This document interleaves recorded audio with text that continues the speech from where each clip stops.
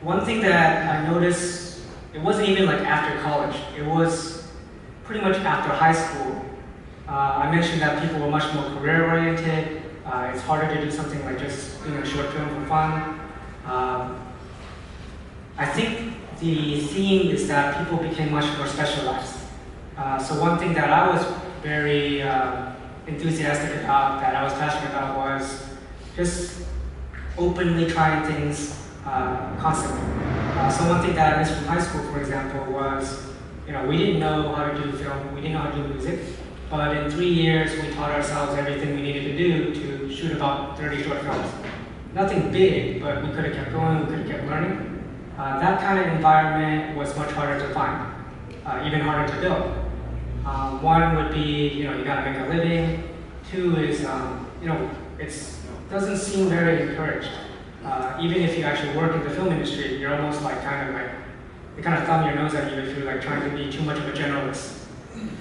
So one thing that I was really interested in doing was, I couldn't find the place. I applied to a lot of jobs. I looked at a lot of companies, and I thought to myself, what if I could actually build such a company where, you don't really have to try and sell something. I think that's kind of the thing that kind of crushes the creativity. The fact that you have to always be so perfect at your craft in order to market it that you don't really allow yourself the freedom to explore. So that's really what the inspiration is behind Autodidactic Islands. The company that I'm working on now, it took a while to figure out how it should work. It's one thing to wish that there would be a place you can just focus and kind of explore all the time. It's another thing to make it feasible. How it would be funded, how it would sustain. The pieces came together over the last 3 or 4 years or so. Again, I'll leave that a little bit to suspense, but essentially the idea behind the company is that, one, it's fully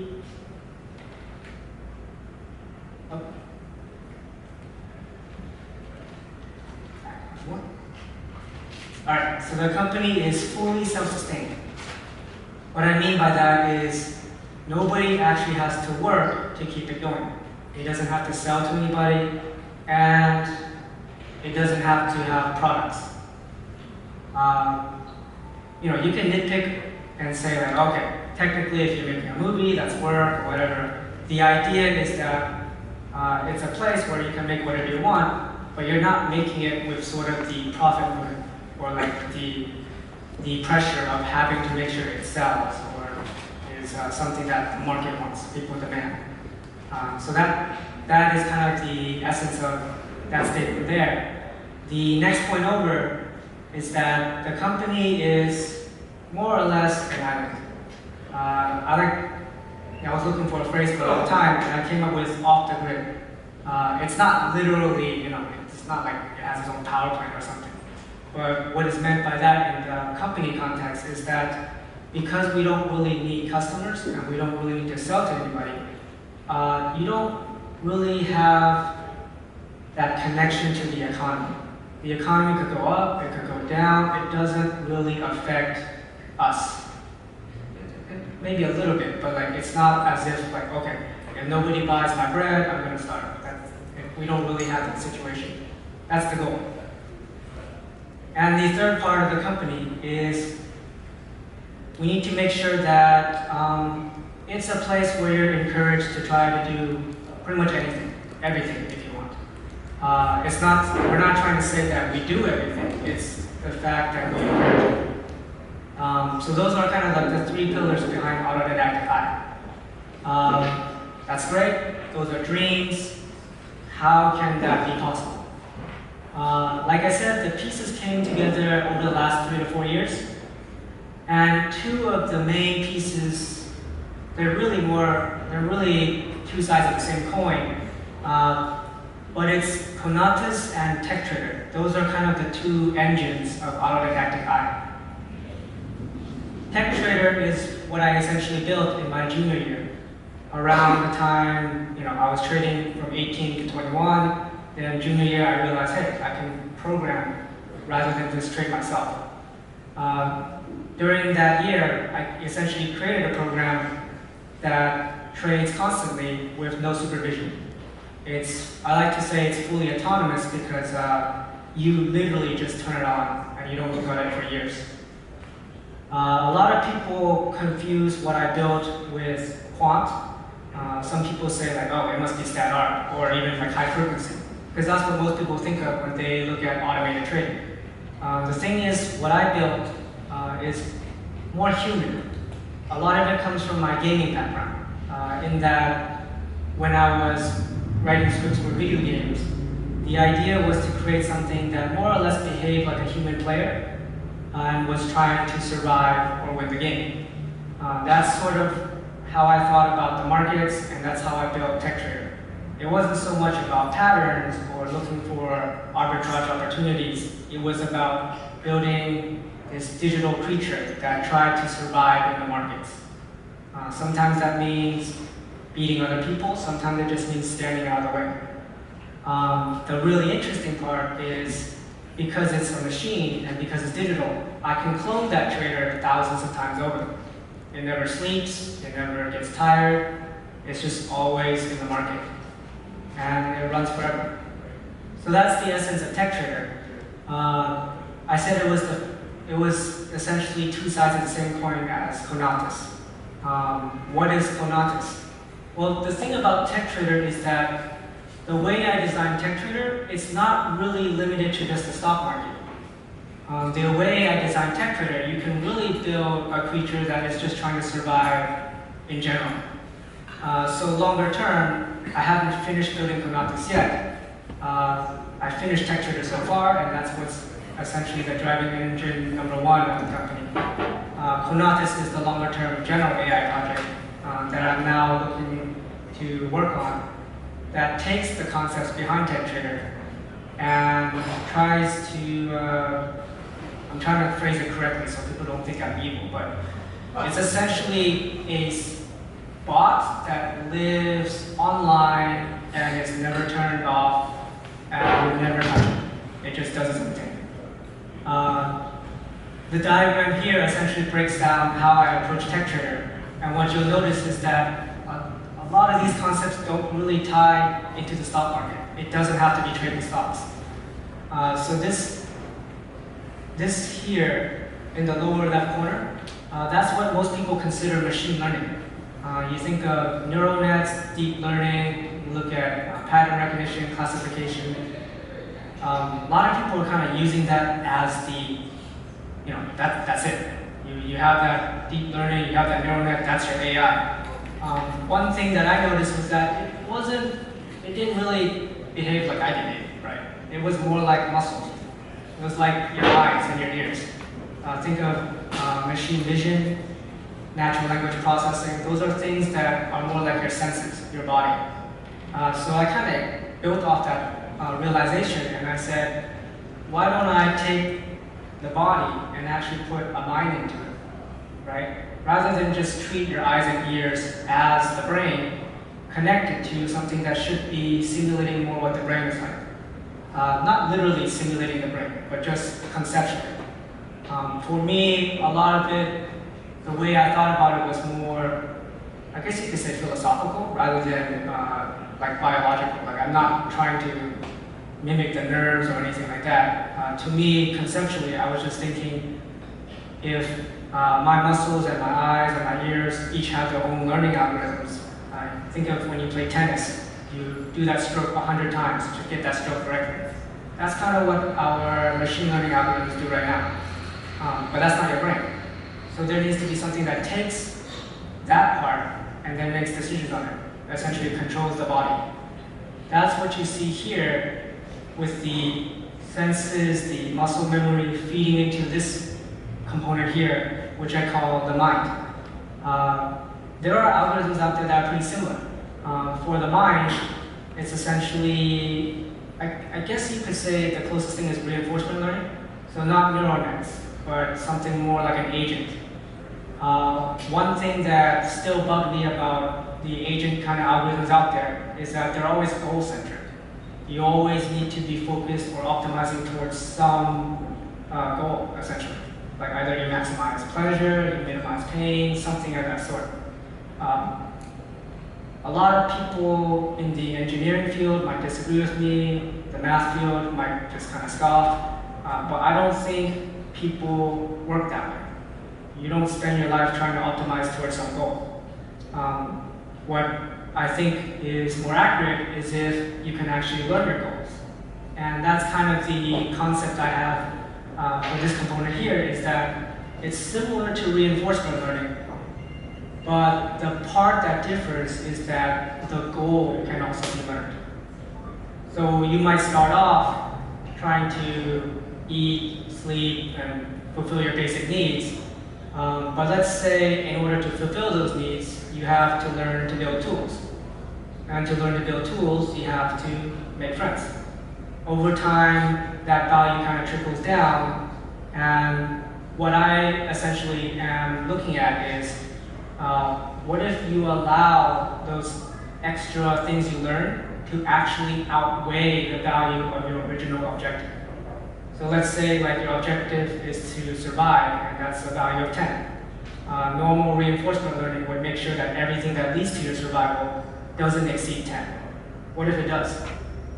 Then all of a sudden your priority is, it could be anything. It could be that you originally tried to survive, but over time you start to value helping your friends more. It goes to 9, goes to 10, and it might go to 11. And all of a sudden, when push comes to shove, you might not actually be trying to survive. You'll be helping others survive instead. Similarly, and I guess the part that scares people is you don't really control what ends up being your goals. It's going to be based on experience. So if your AI has bad experiences over time, it could become a bad person.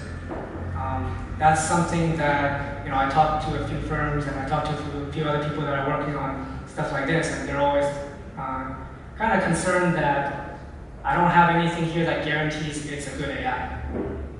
And part of the reason I don't really look at that is I don't think you can force something to become good. A lot of times we don't even know, how do you define good versus bad, right? To me, it's kind of like saying we want the AI to have free will, but at the same time, we want it to obey, our commands. It's kind of hypocritical. You either have something that's obedient or something that's really learning. That's kind of the sacrifice there. So for me, the interesting one would be, what if we actually just tried to build something that was as close to a person as possible, just conceptually. A person doesn't have hard limits that say, you can't do this, you can't do that. Essentially, you can be molded. Now, one thing that people, so there are some terms that kind of connect the senses and the muscle memory sort of machine learning to an agent-style decision-making process. Some firms are already looking at that, but even if you do this connection here and you have this body and mind part, there's still something missing. When I was looking at it, one thing that was really constraining is just having these two means that it could never really look forward. It will always be confined to what it learned in the past. It has to touch fire to know it hurts. So, I don't need to touch fire to know it hurts. But what is it that makes me different from just these two processes? And it's going to sound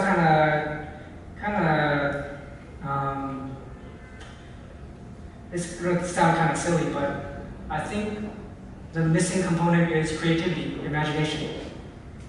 Now, it sounds hocus pocus, but if you actually break it down, what that essentially is a background process that is constantly simulating the world around you, right? So you are conscious, you have your body, and you're kind of doing things, but in the back of your mind, you're always thinking, what if this happened? What if that thing just fell over?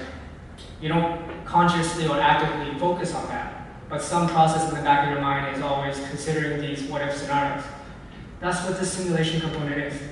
The simulation component is essentially a parallel process. It could almost be like a completely separate process that's just constantly trying to simulate what's around you. That's probably the hardest part to build, and conceptually it makes sense. Right now, the kind of technologies I'm looking at that would be most similar would be kind of like physics engines in video games, or maybe simulations in 3D tools, right? So those are, for me, it doesn't seem impossible to me. It's difficult, but if we can plug all these pieces together, it might be something very interesting. So that's the longer-term project, Conatus, for the overall company. One thing we like to describe it, like all three connected together, we call it conative artificial intelligence, mainly because conatus means the will to live. So a lot of people, they always associate AI with essentially data science. AI is a tool that helps you figure out patterns, get information from the data. This construct here, it might actually be a very stupid AI. It wouldn't actually know how to process data, crunch math, but you throw it out into the wild, and it's going to do whatever it takes to survive. That's kind of the difference. The example I always like to give is, if you were to give a machine learning algorithm, or a quant, or a data scientist, the problem of crossing the street, they would look at thousands of variables, and then they crunch a number that just tells you, all right, you got maybe like 90% chance that you'll survive crossing the street. Why is it a probability? The AI here would just look down the street. If there's no car, you physically can't get hit. It's not 90%, it's not like 99%, there's no car. What the heck is going to hit you? So it's a different kind of thinking, if you will, different kind of process.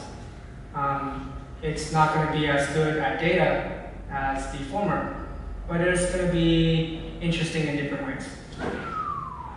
So that's Conatus. And TechTrader and Conatus essentially form kind of like the two pillars that keep the company financially afloat, I guess. What is interesting is that then you now have a company that's completely subsisting off of AI. It will profit year after year, regardless if the humans are here, on the other side of the world, just having fun, or just working on completely unrelated projects. It doesn't matter. So far, it's already been 1 year of this, and yeah, literally, I'm here today, Wednesday, just came in via bus from San Francisco. And yeah, I wouldn't have been able to do that if I had to actually work to keep the company afloat. Now, that would be kind of lame if this is kind of just a company that people don't do anything, it's just like they're sitting there. You'll notice that there's a third component for the company here, Autodidactic Studios. For me, one thing that was always, I guess you could say in the back of my mind, is it would be nice to bring back that environment where you don't really have that pressure to work or to make money, but you just have the freedom to explore and try new things and keep going. That's what Autodidactic Studios is. To me, that's kind of where the humans live. That's where all the fun and creative stuff happens outside the revenue generation. But that's, if we stop there, it wouldn't be that interesting. I think what's really interesting is that the company itself is something that's different. There hasn't been something like this to this extent that I've seen, at least. What's really interesting is the company itself is essentially a conglomerate, right? We have the studio here, we have like TechTrader here, we have the AI Conatus here, but really you can add other pieces to this company, projects, other companies, just anything, and they would all also not be bound by the market. Essentially what you can create is sort of this metaphysical village of people that are more or less sharing this construct here. For me, I essentially looked at that and said, why not take it further? You can essentially have owners of this company here, which are also projects or other interests. But rather than just have projects all collected in one company, you can actually have each of the owners of Autodidactic also be companies. So what that essentially looks like is you now have one core company with the AI running in the background, and you have owners which themselves are not even human anymore. So you have a company with no human employees, and the people that own that company are other companies. And the companies and the owners of those other companies could be other companies as well. It can extend indefinitely. So that's an interesting idea that came to me over time, and I think it will be an interesting project to pursue. To me, what this represents is not so much so a lot of people misinterpret what I'm trying to do as like, oh, I'm trying to like create some kind of minimum wage for society or like some kind of utopia. It's not of that. The analogy I like to give is there's a lot of people trying to create a tide that lifts all boats. For me, I'm just trying to see if I can build the strongest boat out there that can handle any obstacle. It's a different approach towards the same goal. And I think it's something that, it's already starting at a small scale. It's been out for 1 year. And right now, we are now essentially trying to build out these other pieces. We are just now starting this component, and we have some level of progress starting here. This has already been this is fully finished and complete. And now it's kind of just the fun part. What do these other pieces represent? How far do we take this branching, these trees? What's very interesting is, for those of you that have checked out the site, what you'll notice is the way we structure the company is almost like a virtual country. Each one of these nodes, each one of these companies have their own organizational structure, their own ownership structure and style. Members, people who are in those specific nodes have to vote to determine what the company does. And the company itself has a vote in the company that it owns, which is sort of like, if you imagine it, you're a citizen. You could be living here, and your vote would contribute to the overall vote of this company, which then votes as a state in the overall country. And you could just keep expanding this over and over again. Every single node has full autonomy and authority to expand the way it wants. That to me is probably the most powerful idea. Any questions?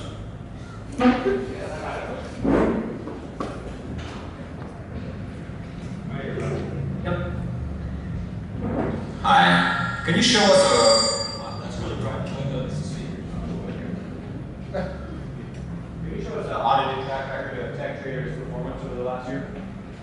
Yeah, I mean, you can talk to me offline. That's not really what the presentation is focused on.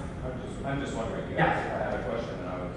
Oh, yeah. Can you tell me how tech trader works from a technical standpoint? Because we are talking a lot about technical sorts of things, machine learning algorithms, deep learning, all these sorts of things that I'm sure some people in here are pretty familiar with. So if you could just give us a kind of quick synopsis of how tech trader works. I trade a lot, and I'd be very interested to hear how your system works. I've looked at your performance statistics, and they're quite impressive if they are actually true. I question. So I'd like to get your input on exactly how it works. And Sure. So we can go back a few slides over to Conatus. Conatus is essentially the high level. I'm not interested in Conatus. I'm interested in exactly how tech trader works. That's what it said on the meetup, that you have an algorithmic trading strategy. Or what you told us is that it's not exactly an algorithmic trading strategy, but from what I've heard, it essentially is it's a systematic trading strategy that applies some sorts of rules to the stock market or whatever you're trading, I'm assuming it's equities, and you're either making a profit or a loss. So you're telling me you made a profit. Now I'd like to hear exactly how you do that, because there are many people out there with trading systems, and very few of them actually are legitimate. Sure. So the reason why I bring up Conatus is because Conatus is essentially tech trader. Conatus is tech trader taken out of the stock market. I see, but I'm not interested in arguing about semantics or sort of epistemological concerns here. I just want to know how tech trader works. Does it buy Apple and then sell it for a profit? Do you buy Apple and sell a covered call on it? Are you naked trading options? Are you buying futures? What exactly? It's just trading equity. And how does it do that? How do you generate a profit from trading equities? Well, the reason Conatus is relevant here is you take the concept of Conatus, and essentially what tech trader is, it's an application of that idea, where rather than you having a general AI that's surviving in the world, you have an agent. Just imagine Conatus, everything you saw, but a copy of that on every stock. Statistics that deal with that whole survival analysis, right? You have Kaplan, Meyer filters, things like that, that do that sort of thing. So I'm just asking you exactly how does it work? You should be able to articulate to me in 1 or 2 sentences how it works. For instance, I run a hedge fund.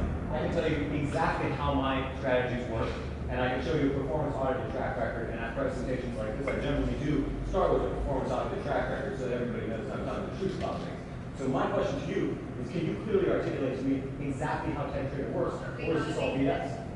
Well, I'm not sure what kind of answer you're expecting. Well, how do you make profit? Does the algorithm make money by dividends? Does it make money by capital appreciation? Just trading of equities. Because what you told me here sounds more like an undergraduate philosophical lecture than an actual technical presentation on trading algorithms. So Well, the presentation here was not designed to be focused on trading. okay, but I'm sure It's there's a lot of a people who component. have the same question as me, and that is exactly how does tech trader work? I'm Sure. a trader. I know how trading works. So please articulate to me exactly what Just you're the saying. main point. And the main point. Yeah.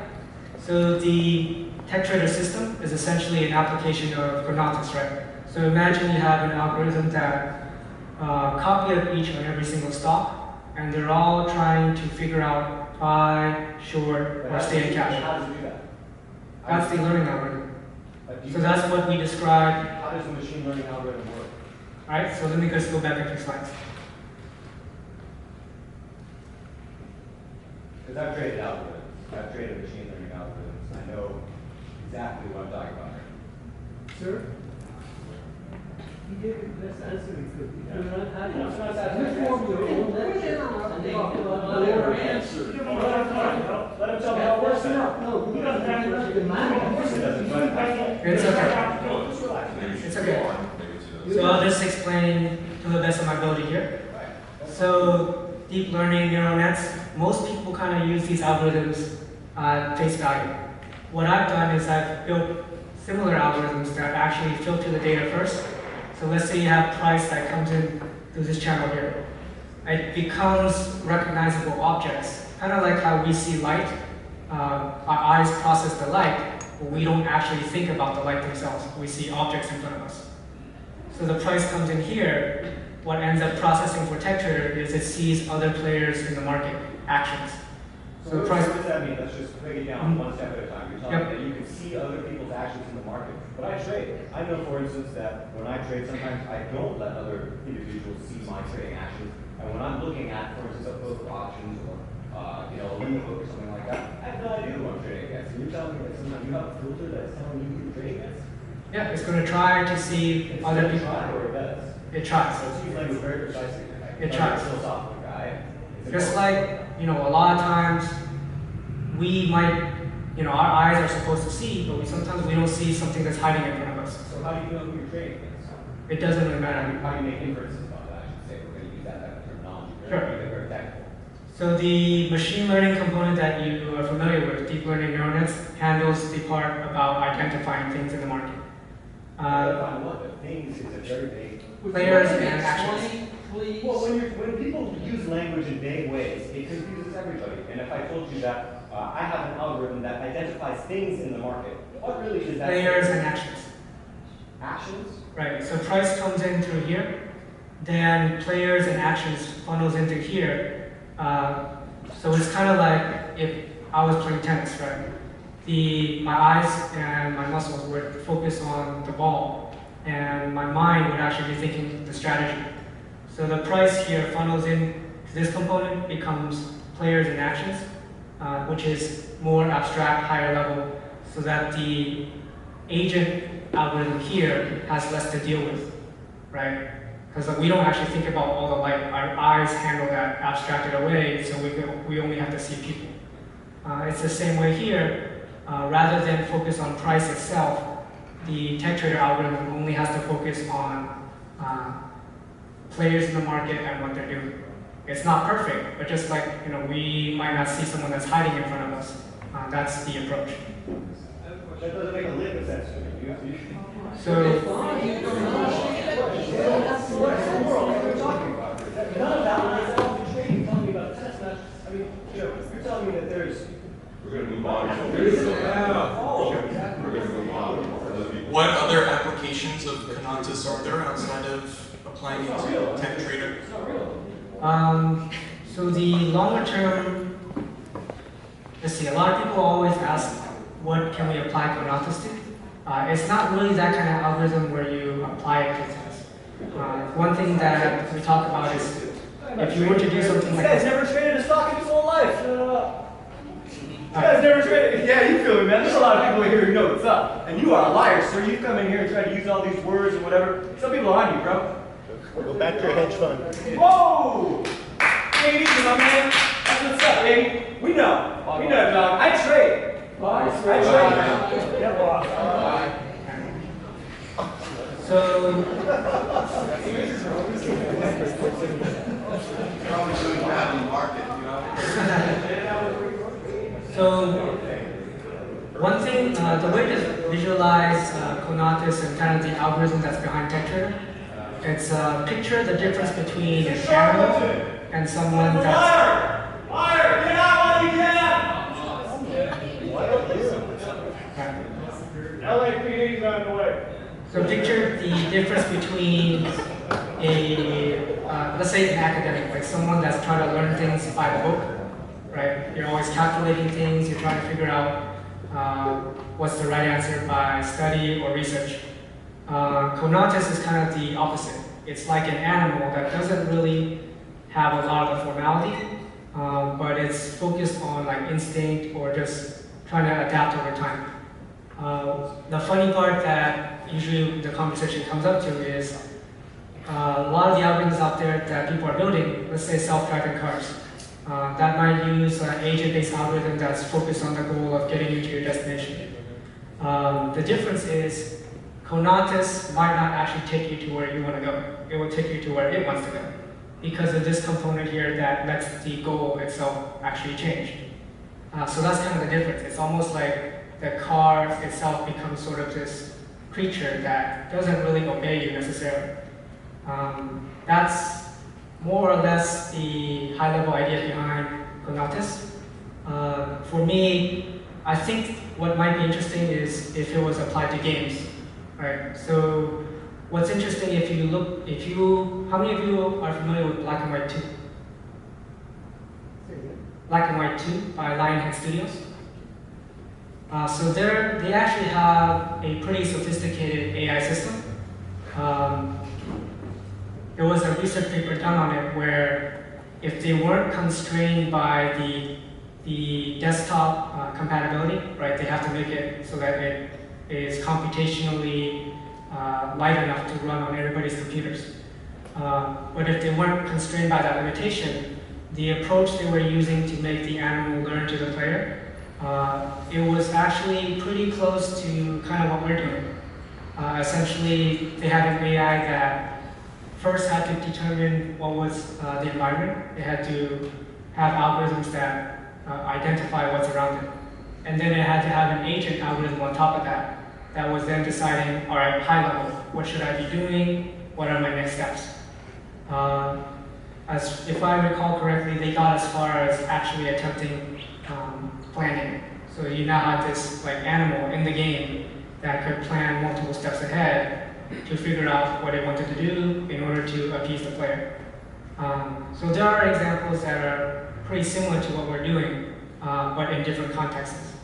Another area which might be interesting would be robotics, which that might be a little bit dangerous just because if you have like something in the physical world that can kind of go like nuts, then make sure you like put it in something that isn't too free. So, yes. So are you talking about self-learning, adaptive, so that essentially what they're trying to do with AI right now is to see if they can construct the ability for a system to be able to evolve itself. So being adaptive and self-learning means that it becomes an autonomous agent where, for example, like you said, if you want to go someplace and you ask this agent to take you there, it may not take you there because it makes a different decision. Right, right. So the reason we use... So what happens with, excuse me for yeah, go ahead. So what happens with the intention of wanting to get from point A to point B when in fact the agent that you have given the power to take you there doesn't take you there? All right, that's the problem, right? That's why I said it's not really the kind of algorithm where it'd be useful as a tool. Like maybe as a pet, maybe as something that's like interesting to observe. But you know, for traditional machine learning or AI systems, if you had an objective, you would basically override this component here. It would be like objective is to get to destination B. But in this system, because of the self-learning goals, if you wanted it to take you to destination B would actually come in, kind of like for us, it comes in through our ears, or whatever senses this system has. Then the agent actually has to decide whether or not it wants to react to that. And it might take you there, or it might decide not to. That's the difference with this system. So why would you enlist this? Oh, why would we have this? No, well, if you wanted to go, if your intention is to go from point A to point B, you wouldn't use this agent at all. This is not, yeah, that wouldn't be a good That's example. Yep. Yeah, so one thing that's part of the reason I started a company like this is something like Conatus really wouldn't have use in a traditional VC or product kind of world, right? People will look at that as like, all right, you won't do what you tell it to do, what's the point? Why would I even fund this? But for us, especially like coming into this year, we wouldn't really need funding. We could kind of build it on our own. So one of my objectives this year is to try to find other people that more or less kind of get how I'm approaching the AI. And maybe we could form like a team and work on coding. So that's one of the objectives I'm doing. Yes? So just to clarify that if I got it correctly, if I understood it correctly, at a philosophical level, going to this level, just can you stay on this point? Oh. You're essentially trying to create a community or a society. And from what I understood, all these different companies will be fully autonomous on their own way. Yeah, so it's kind of funny because the tech trader is autonomous by being a machine that doesn't necessarily need input. But then you also have the companies themselves which is autonomous in a different way, meaning that it's not beholden to some parent company. Yep. But what I'm concerned with, I understood that there is no value system, no ethics, right? No judgment involved. So if these companies, obviously, quite a few of them are going to find it's a lot easier to make a lot more money going to the dark side. Like, for example, instead of being white hat, being black hat. Or even getting involved in drugs and trading and in drugs, right? And all sorts of vices that you can find.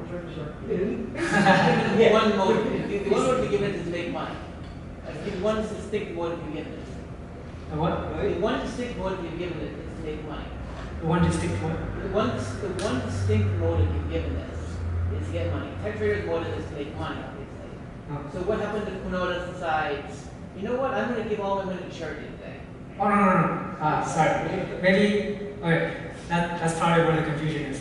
So tech trader is trading on behalf of the overall company, right? Conatus is just another thing that kind of lives in the company, but doesn't really touch the finances. It has nothing to do with finance. It's sort of like just the evolution of what tech trader could become. It's there, but it's not going to be like messing with the company structure or anything like that. Yes? I think people should have the microphone. Has been going on. It might as well be you. You can get on to hear the question. That went on for 2 minutes and I've never really heard anything.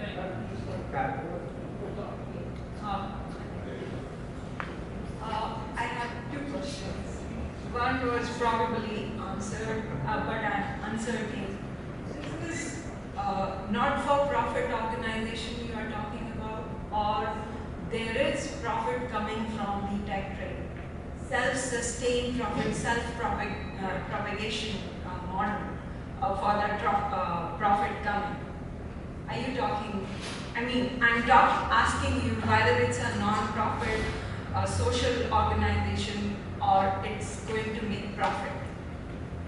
So technically the company is a profit company, but the goal of the overall structure is such that, so for example, this group here, Autodidactic Studios, we could be making short films, we could be working on music, but not really focused or having the pressure of needing to make money. I got it. But what I was about to ask, so how does it fit to my knowledge? The goal of every company is to make money, and customers are the basis. So how come if you are not having the customers, okay, sorry, trading, I don't know trading at all. So from there the money is coming and you are investing and that model is growing. The trading is growing. And how you are going to be sure that there is no negativity there, that you are going to make profit always, there won't be losses? That's the risk. That would be the risk, yes. Okay. And can you, the second question, can you show me the slide, move the slide, where it was the full form, the child and the creator? The AI stuff? Yeah, the new AI definition that you are, right. Yeah, more like child or creature than anything mechanical. So in this context, I want to take you about the philosophy, ask you something about the philosophy. Here you are challenging, in my opinion, the philosophy, the human philosophy, nature. A child who is born till the age of 3, he expresses himself fully. Once at that point of time, till the age of 3 or 4, he is thoughtless most of the time. And here, that's why he is expressing, that's why he is being more courageous. He is not fearful. The moment he grows, and so we are more of fearful creature because we have developed so much of thinking experience from the past. Right. So sometimes if we listen to the Rumi, there is nothing good and bad. Okay, so how those intuitive decisions are going to come via that, because consciousness comes to people, self-realization comes to people who become thoughtless.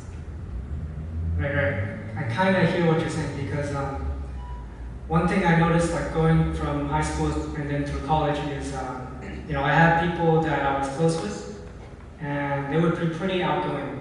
And then as they got older, you kind of see them give up a lot of things in life so that they can focus on their career, focus on just sustaining themselves. And there's almost sort of this maybe part conformity, maybe part just much more cautiousness, right?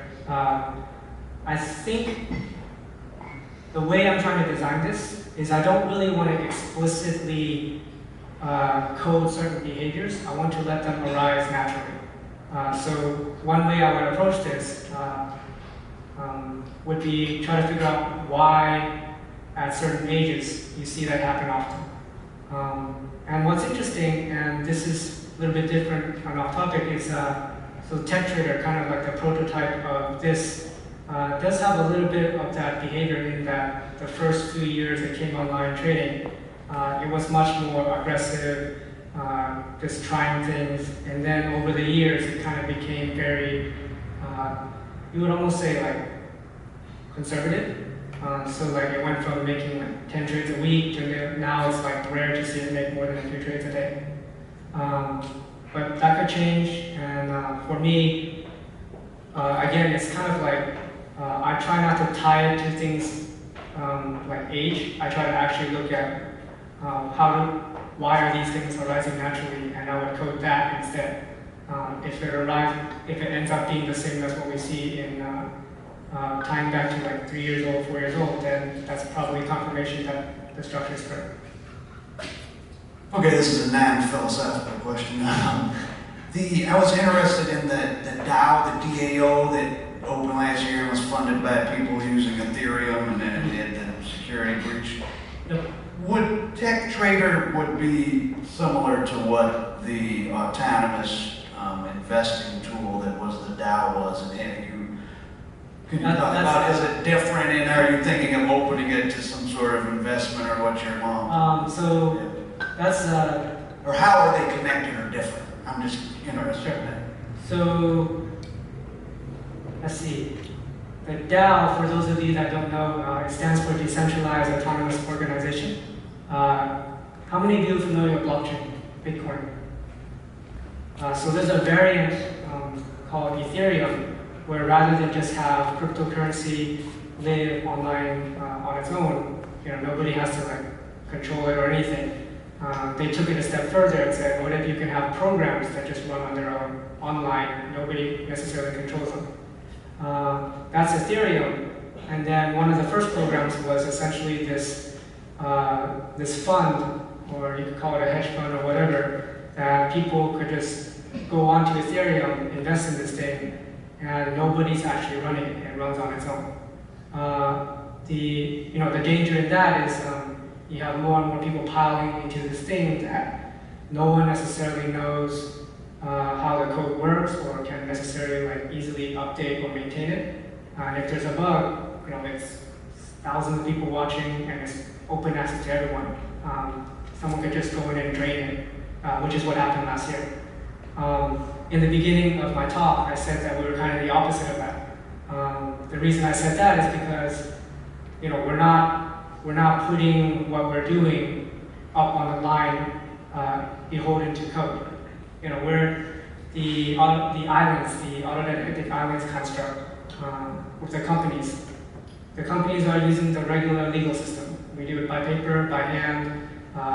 It's not up to code that might have a bug that would kind of undermine the whole company. Similarly, the trading, it's closed, so it's kind of like just, it's within our own systems. We're not putting it online public.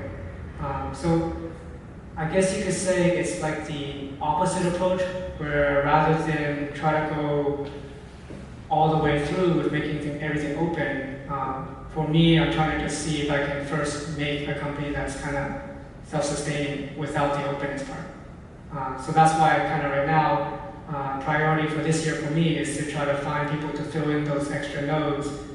Each person that takes control of a node would essentially, they have a lot of influence, because how they branch that node then determines if the company keeps growing or it kind of just ends there.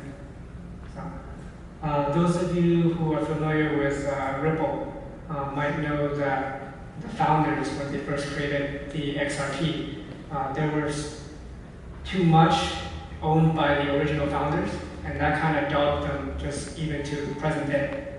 They had like a lot of drama where one of the founders that owned like 12% essentially could undermine the entire ecosystem because he owned so much relative to anybody new that came in.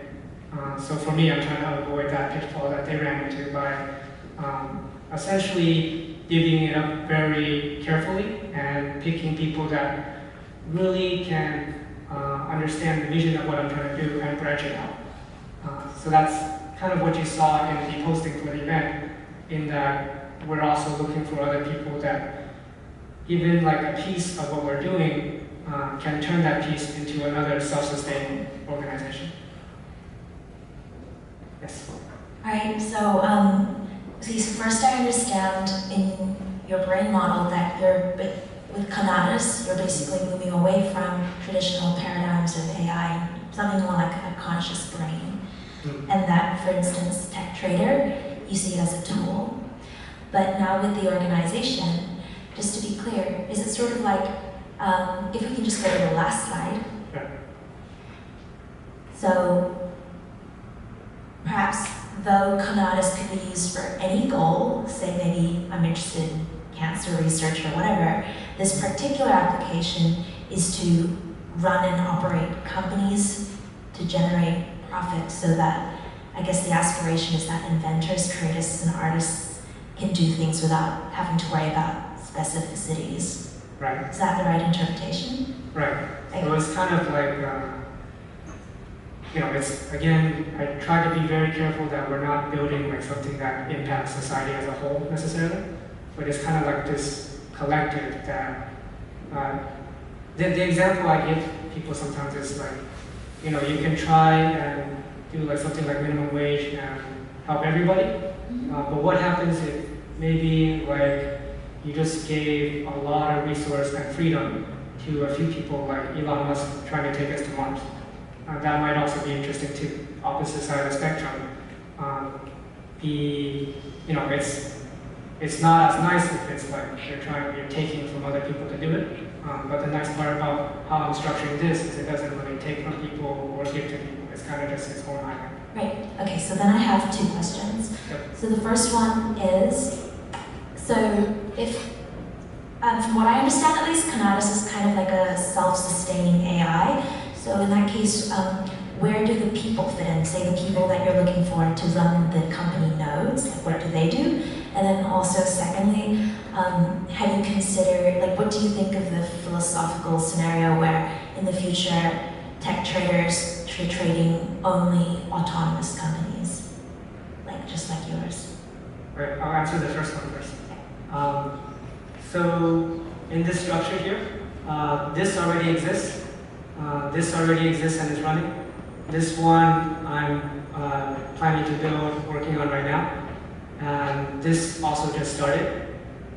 So essentially like these companies C, companies D, A, B, essentially those are like placeholders, right? There's nothing there yet. So one of my other goals essentially is to find humans to fill those slots. So if you imagine it, it's kind of like a tree where this center part essentially is automated, and then everybody else is kind of like surrounding that automation and kind of using the revenue generator from here to sustain their own projects. The part that's important to me is it's very easy to find a few people that are very productive, yes, but they don't keep branching, and that's the danger. Imagine if we don't have this branch continuation and you just have like 2 or 3 other groups and it just ends. Okay, so company A, B, C, and D are actual companies, like, well, okay, no, I shouldn't use the word actual, but like human run as opposed to machine run. Right, with the exception that their revenue flow doesn't depend on what they're doing. So it's kind of like Google X Labs without the investors. So one thing I didn't like about how X Labs was run, and Google had like a very sincere goal, but as the investors put pressure on the company to make more money, you saw kind of like the hours that the employees get to do something business related, that shrunk. And then you saw projects getting cut just to optimize the bottom line. So the idea and the goal here is to build something similar to that without that pressure. Thank you. Mm-hmm.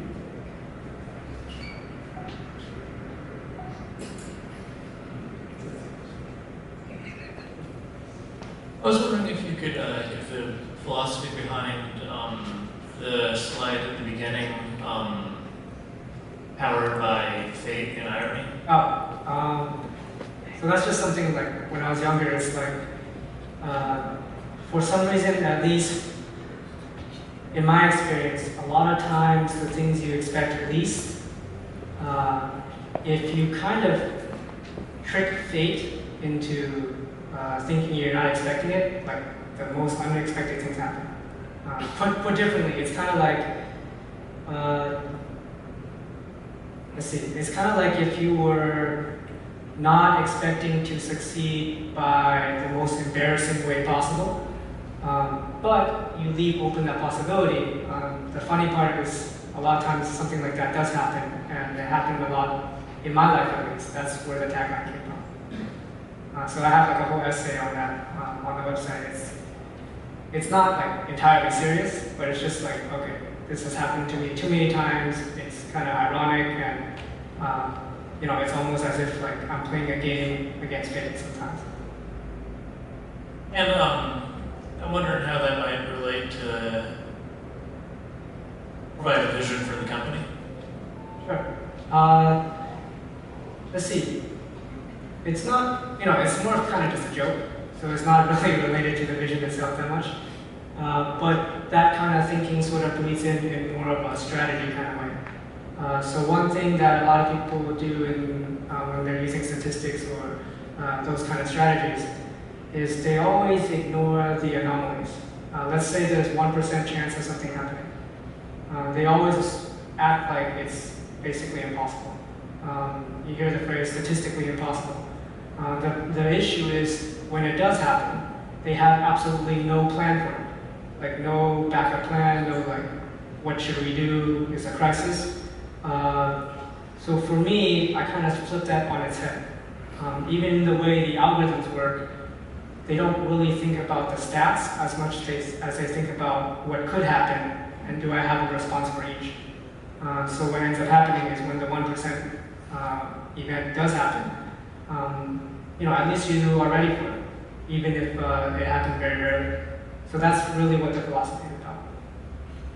Okay, cool, thank you. And I was also curious, with this model here of autonomous companies creating other autonomous companies, this might be kind of a basic question, but do you have competition in that space? It would be interesting. I am not aware of other companies doing something similar to this, besides maybe the DAO, but that kind of blew up last year. So not that I'm aware of, but I would actually be interested if there were other people doing something similar. Just because we don't really compete, if that makes sense. You could have another company doing something like this, and it's the phrase I've used a few times is, do you lose sleep at night just because there are people smarter than you? No, you kind of can all live on the same planet. So. Thank you.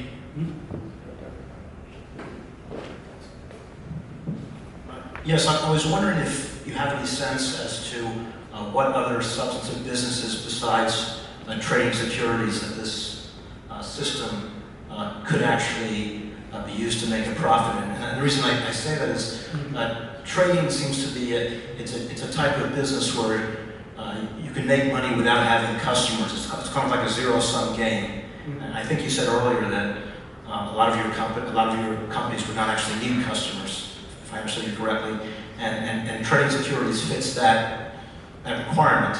But it's hard for me to imagine other businesses where that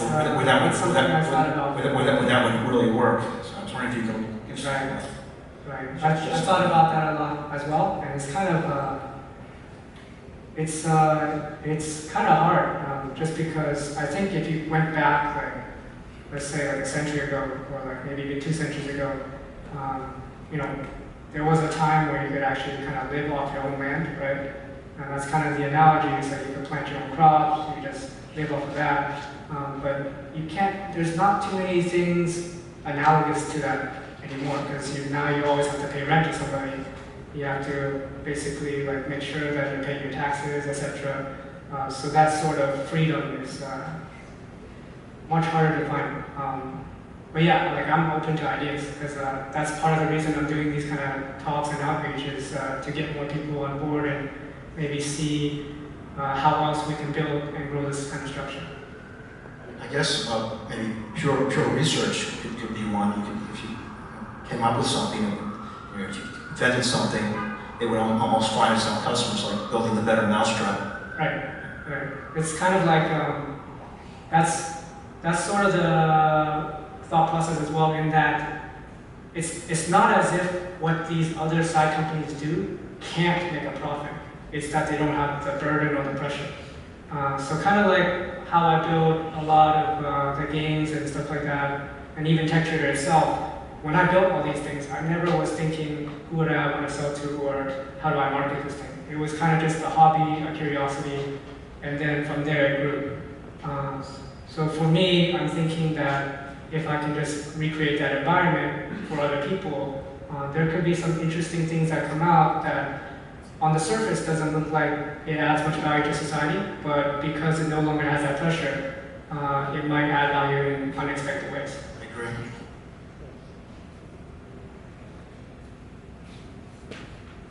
Oh, any other questions? Yeah, I have a question for you, actually. So I'm curious, I mean, you're talking about companies here, and my question is, are these actually real companies, or are you talking about something that's virtual? Because you've got costs associated with forming a corporation or an LLC. You've got costs associated with maintaining that as well. Yep. If you're handling trade, you need to have bank accounts attached to it as well. And those are all attached to human beings, so you still got individuals who are legally responsible. Yes, yes. The failures, collapses that they're going to Yes. So I was trying to be careful there. Is that it's not as if like the machine is doing its own filings and stuff like that, but at least the core revenue generation part is fully automated, and I would say, like, you know, it might not be 100% human free, but it would be like 90, 95, somewhere around there, to the point that day to day, you're not really like coming in 95 anymore. That's sort of the essence. That's kind of why in the beginning I was trying to be careful to separate myself from the DAO, which is trying to do something 100% free of humans. But I'm less focused on getting that perfection and more just seeing it in practice and how we can actually live pretty close to that ideal situation. Yeah, so like out of this whole structure, this is a real company which owns this as a company and owns this as a company, but the technology for this company is still in progress being built. And this is currently just started as a real company, which I'm now looking for people to kind of like branch that out and build. You said real company? I mean, do you mean LLC or is it a corporation? LLC. Certain shares of ownership? LLC. So one thing that I think was kind of interesting is the way I structured the LLCs. Normally, you would have like a holding company and subsidiaries, but I actually flipped it backwards. So you have an LLC here, but the LLC is owned by other LLCs, and what that ends up making is I called it an inverted subsidiary structure, because now rather than this company here being worried about what the boss in the holding company or the parent company is telling it to do, it's actually its own boss. Like, it doesn't report to anybody, it's the owner rather than being owned. So that's kind of like a little bit interesting side note for the legal side as well. Couldn't that be accurately,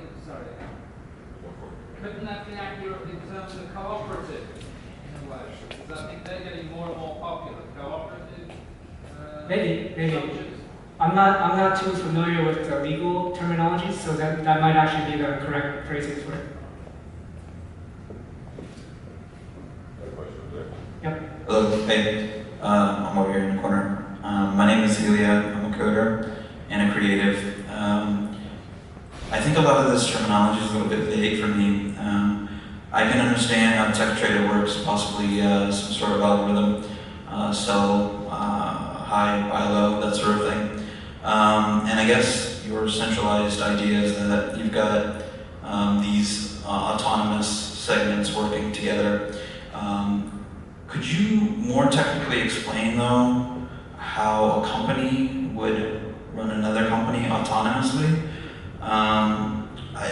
Maybe I'm not getting this correctly, but to me it sounds like maybe my dad paying my tuition for school so I can learn and then create something more. That's kind of the scheme. Sure. So it's kind of a double play on words. So these two lower items, Autonomous here means the machine runs everything. Autonomous here means the machine runs everything.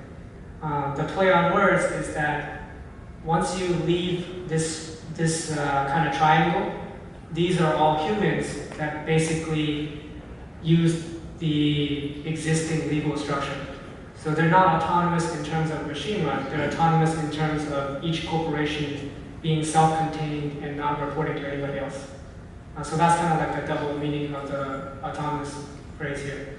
So what I was saying earlier is the goal is not so much to make everything machine run as much as it is to kind of create, let's say 90% there where the humans in practice almost never have to deal with the revenue generation. So when you said that the centralized company runs the other companies, the centralized company is owned by the other companies. So it's backwards. It's actually backwards. Okay, I see. So you own a piece of the revenue that's being generated by TechTrader in order to invest in your own autonomous project. And that could be in the creative space, or that could be in any other space. Correct. And so you're sharing a piece of just that TechTrader revenue. Is that?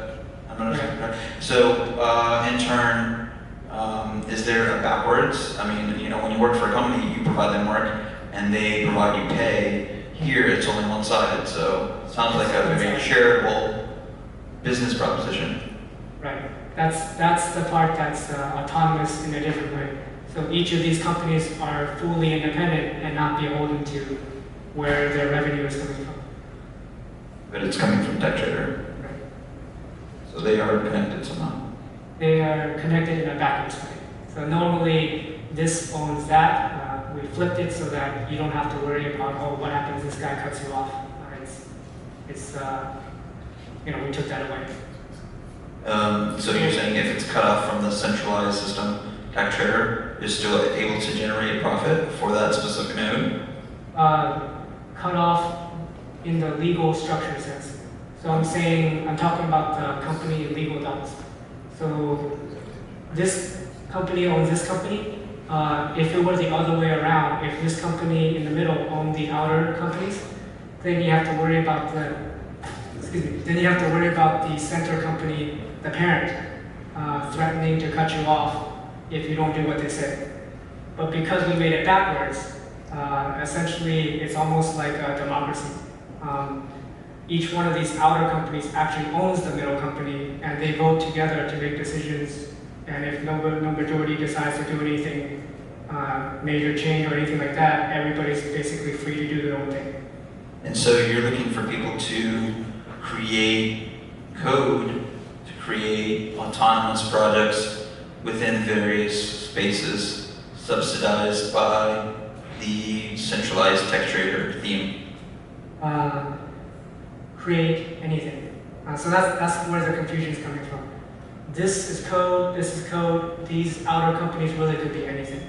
But in the early stages, what I'm trying to make sure is that, company C, D, A, B, while it would be nice if it was just like a music company or a film company, if that's all it was, it would kind of just end there, and you wouldn't have this branching out. So at least in the first couple of years, I'm trying to make sure that the people I bring on board can also branch out their own companies and keep this tree growing. So what would be an example of a person branching out? Can you kind of maybe provide an example? In terms of maybe like you were saying, I guess you say inventors, creators, artists, in terms of, let's say, artists regarding music. I don't know the answer to that question. That's kind of why I'm out here trying to meet people and get ideas and looking for other people to help grow the structure.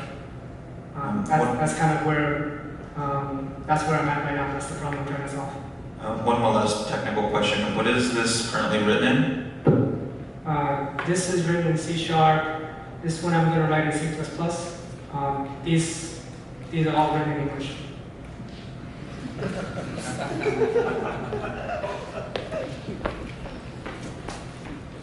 Okay. Any last questions or? Got one more, I think. Okay.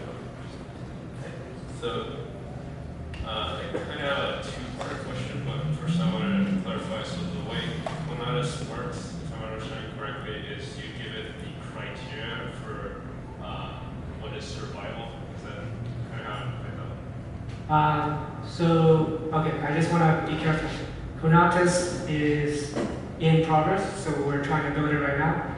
And what we intend for it to be like is that you don't really input anything. So it's kind of like when you're first born, you just have an empty slate for what you value. That's what we have for Quanatus, an empty slate. And over time, based on experiences, it might not be 100% empty. It might have like an initial goal to survive. But essentially what you learn throughout your experiences could eventually supersede that, become more valuable than your initial slate. So it's more dictated by the environment you throw it in rather than what you tell it to. Correct. So, are you, I don't know if you're familiar with the Rocco's Basilisk thought experiment. It's this idea where in the future maybe there's an AI that's developed and it discovers in order for its continuation survival, it has to eliminate all entities that didn't help it bring it into existence. Kind of like a Terminator scenario. So it's kind of an extreme case, but do you see something like this sort of technology falling into the wrong hands, maybe funded by an evil politician that they use it for such malicious purposes? And if so, like part two question is, are you part of Elon Musk's open AI initiative to try and help mitigate this potential possibility?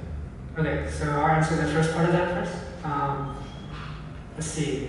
So that was kind of the part that bothered a lot of people, is that there's no guarantee that the AI could turn evil. But the saving grace is, it's not a super intelligent AI. It's just an animal. So, it's not going to be able to like read code or like reorganize code or anything like that. It's more or less just kind of going to be bumbling around. At least in its current state, it would be capable of. Right. I guess for me, I don't really believe in like the exponential learning kind of myth, because the way I kind of see it, and the analogy I usually use is that even if you had 1,000 years of experience driving a car, you wouldn't really drive that much straighter. There's sort of a point where you become competent, but I don't really see how no matter how good you are at learning and no matter how much you learn, you're not going to become superhuman and have like supernatural powers. You're still going to be more or less constrained to the same environment that we are. I agree. Yep. I think, I agree. The AI on its own would be capable of. Yep. The argument is if it were to fall into the wrong hands, maybe an evil scientist. Yeah, I mean that's always the risk. And it's for me it's kind of you just do what you can, right? So the counter argument is like if the evil scientist was so smart, he probably could build his own, right? So it's the politician that's funding it who's evil. And then the second part of your question, OpenAI, we've talked with them. I think what we're trying to do, because their theme is trying to build AI that helps and advances society. So we're kind of the opposite of what they want to see. So we're, we've talked a few times, but like it's kind of like, oh, that's cool.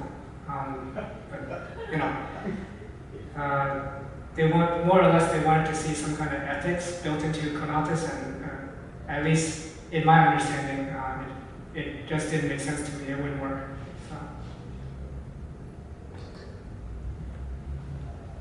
So. Are there any more questions? Yeah, just one more here. Or two more. I'm sorry. I just wanted to get clarification again on the construct of the companies that you have set up. So companies B, C, B, and A, they're all benefactors of what you've created and income and the revenue that's being generated by TechTrader. And that's how all these companies are going to be, well, will not be beholden to any sort of profit motive. That's the intention, as I understand it? Right, that's what we're trying to do. I just want to make sure I'm clear, it's not a massive company right now. So like right now we're just starting, this is the vision, and we're trying to build this. So I just want to make sure that's clear. Like this exists, and it's all been like self-sustaining for 1 year. But it's not as if we could like fund, a ship to Mars or something. We're at a seed stage and we're starting to grow, and we just hit the self-sustaining point. Right, so do you have any sort of revenue sharing structure that will be in place for the companies that you do end up allowing to enter this construct that add to the revenue of TechTrader as well? Oh, this is basically philanthropy is what it sounds like, right? You're off of the work that you've done and Bootstrap, you're allowing these other companies to generate their own projects through the work that you've created. Yeah. Let's see. So, okay, this is an LLC, and these are all the owners / members. What's really clever is that I don't actually have to like write anything about revenue share or anything like contributing back to the original company.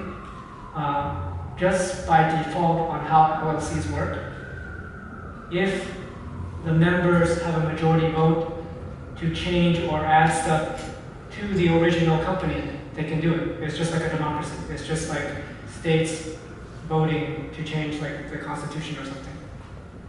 And like that's sort of like the really interesting part is it really comes close to like how a country works, just because each one of these companies also have human members, and if those human members on their own don't really have decisive power, they also need majority vote in each one of these individual nodes before that node overall then takes a vote into this overall structure.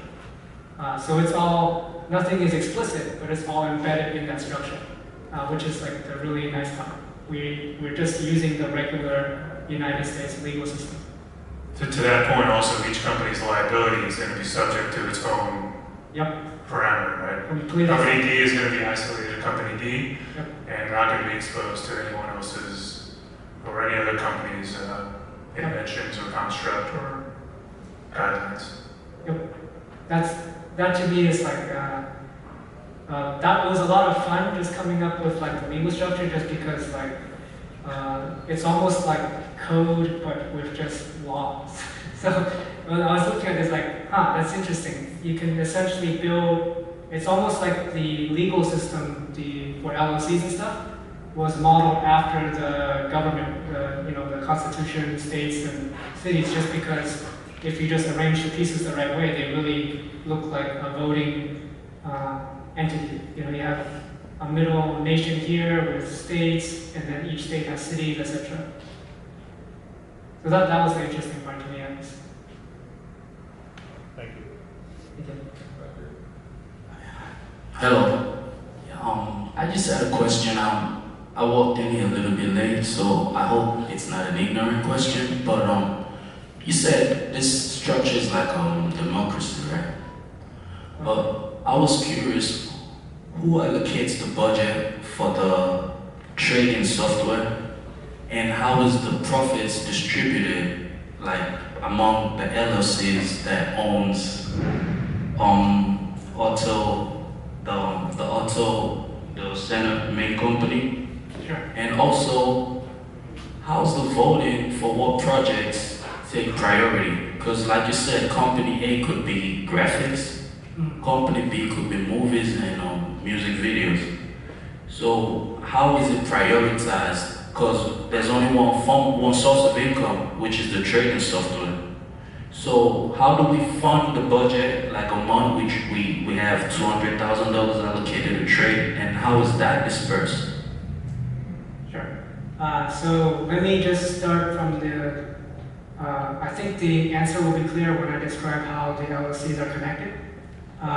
So what you're describing is if the holding company, the middle, actually owns these side entities? No, reverse like you have it. So right now we have company A to D. They actually own the center company, right? Yep. But we're not all doing the same projects. Right. But we all share one purse. So because let's say this owns 10%, this owns 10%, this owns 10, that your ownership basically determines what share you get, and you're self-contained. You got your share, and then you do whatever projects you want to do. It doesn't matter what everyone else wants to do. So how is that share determined? That was where I had a hiccup. How do I get 10% but he has 5%? Is it an amount of capital we bring into the company? So the company basically is structured like that's where the democracy analogy comes in. The majority vote of the company members determine adding new members or like changing share structures and things like that. That's where the majority vote comes in. And then, right now we just have this, and this. So in the beginning, it's very easy to make this lopsided and like there's no hope for it in the future. So that's why I'm trying to be very careful in this next couple of years as I figure out what this, and this should be. I want to make sure that the people running those essentially are structuring it in a way that keeps branching out rather than just end at those nodes. So that's basically my my ongoing project or like goal in the next couple of years as I'm growing this company. I mentioned earlier Ripple Labs, which kind of had a hiccup because in the beginning they weren't too careful about the founders and who had like what percentage of XRP, the ownership of their currency. And then in a few years later, it came back to bite them because now one person had too much and essentially could like overrule everything else. So I'm trying to be careful and avoid that situation. But yes, in the beginning it's going to be it's kind of fragile.